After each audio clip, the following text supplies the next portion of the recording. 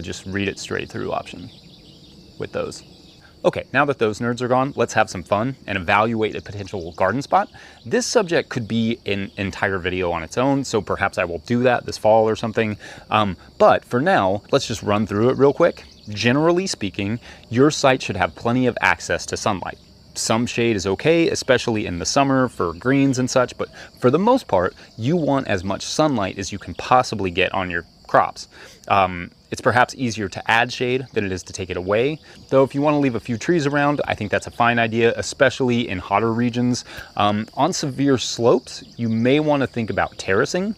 Watch this video here we did with Sage Hill Ranch Gardens to get some good insight on how that could be done. In lower rainfall regions, you can cut straight across the slope with your garden beds to slow rainfall down and let it seep into the ground.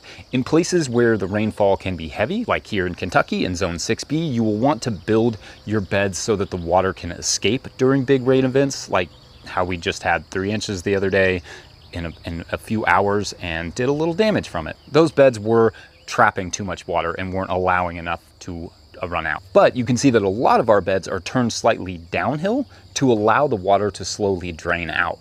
This does create these little weird triangles in the plots that we call our hedge wedges, and are mostly there for the birds and the bees, the literal birds and bees. Get your mind out of the gutter.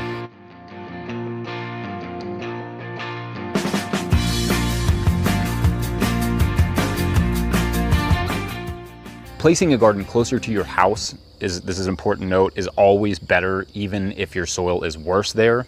You simply are not likely to visit a garden further away from your house as often as you need to, plus the travel time will add up. Preferably your site would have water access as well, a well, county water, whatever, both. Water is essential to life, including garden life.